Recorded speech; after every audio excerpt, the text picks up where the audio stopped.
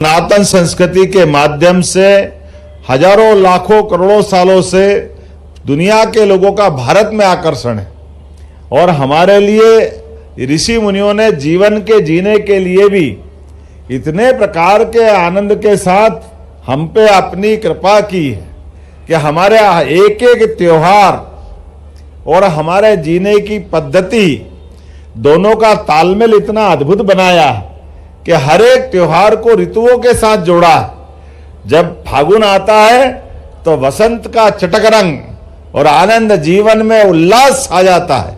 प्रकृति जिसमें सराबोर हो जाती है, ऐसे उल्लास आनंद के त्योहार में, रंगों के त्योहार के साथ हमारे सारे कष्ट पुराने मिटे और जीवन का उत्साह उमंग से आगे बढ़ने का संकल्प धारण करते हैं। तो हमारे लिए वैसे तो सफेद रंग में इंद्रधनुषी रंग सारे समाये हुए हैं, लेकिन उसके साथ जीवन का उत्साह भी बना हुआ है। मैं यशस्वी प्रधानमंत्री का अभिनंदन करना चाहूंगा। जोरदार अभिनंदन श्रीमान नरेंद्र मोदी जी का करें, जिनके माध्यम से स्मार्ट सिटी के माध्यम से हमारे लिए पूरे देश में पहले चरण में 20 सिटी, बाद में और 4 जोड़ी, तो 7 सिटी को पूरे देश में मध्य प्रदेश के अंदर विशेष अनुदान दिया।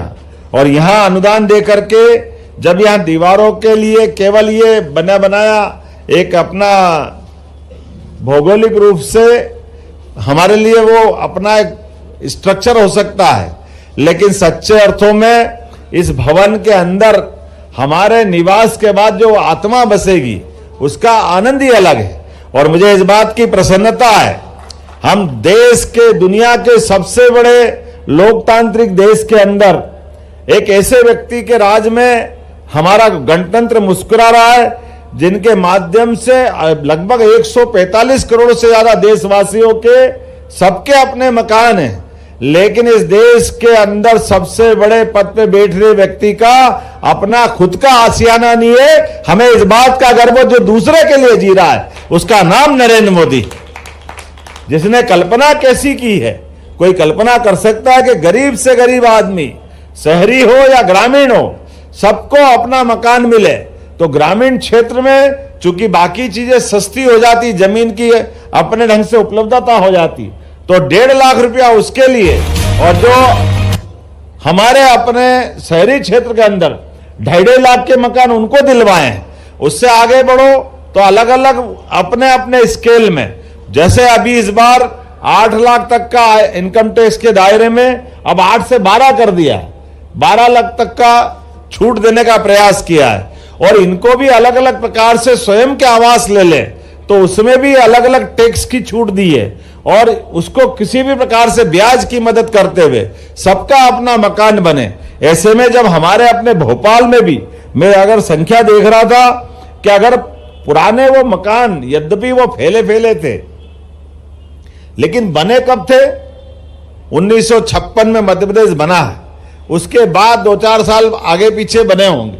मकान कब तक चलते पता नहीं, लेकिन 1800 मकान हटा करके लगभग 3315 मकान मिलेंगे। जोरदार अभिनंदन करें, यह बड़ा संकल्प पूरा हो रहा है।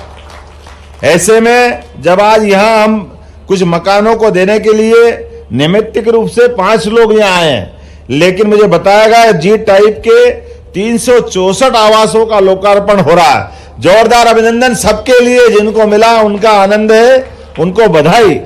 और सही अर्थ में तो मैं भी जब आ रहा था ऐसा कर रहे थे कि इतना बड़े बड़े मकान, लाख मेरा भी श्यामला हिल साहब ने बहुत अच्छा बनाया, लेकिन इतना अच्छा न्यू मार्केट के पास का, इसकी लोकेशन इतनी अच्छी कि कई बार आपसे भी लगे कि वाह, मकान हो तो यहां होना चाहिए, फालतू का क्या चक्कर में पड़े।